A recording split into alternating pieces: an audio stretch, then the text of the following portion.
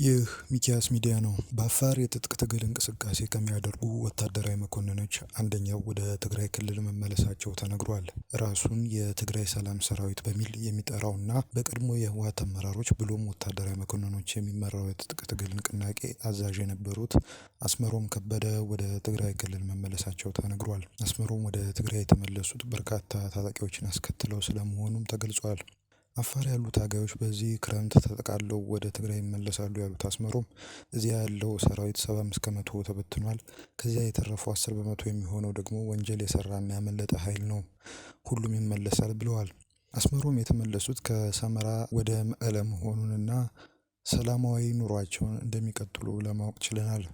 አፋር የሚገኘው አብዛኛው ታጋይ የተበተነው ከተጋሩ ወንድሞቻችን ጋር አንዋጋም፣ በትግራይ መሬት ላይም ጦርነት አናካሄድም ብሎ ነው ያሉ ሲሆን ሁሉም አካል ይህ ትግል እንደተጠለፈ ተረድቷል ሲሉ ተናግረዋል።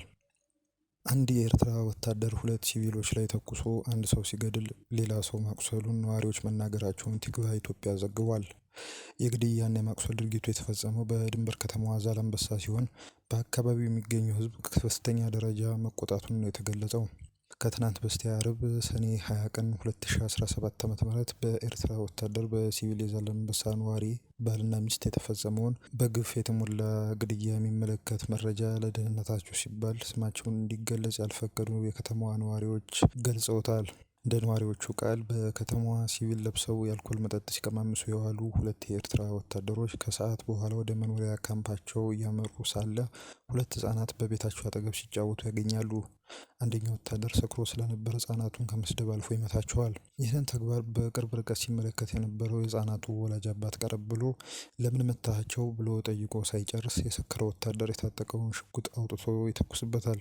በዚህም አባትም ይወድቃል። ተግባሩ ያስደነገጣት እናት እየጮኸች ባሏ ወደ ወደቀበት ስትጠጋ ወታደሩ እሷም ላይ እንደተኮሰባት ነዋሪዎች ገልጸዋል። አባት ትዳሩና ልጆቹን ትቶ በተተኮሰበት ጥይት ህይወቱ የተቀጠፈ ሲሆን እናት በተተኮሰው ጥይት ደግሞ ቀላል ጉዳት ነው የደረሰባት። ሌላኛው አብሮ የነበረው ወታደር ጉዳዩን ወታደር ከአረመኔ ተግባሩ ባያስጥለው ኖሮ የጉዳቱ መጠን ካጋጠመው በላይ ይሆን ነበር ሲሉ በቅርብ ርቀት ክስተቱን ያዩ የዓይን እማኞች ተናግረዋል።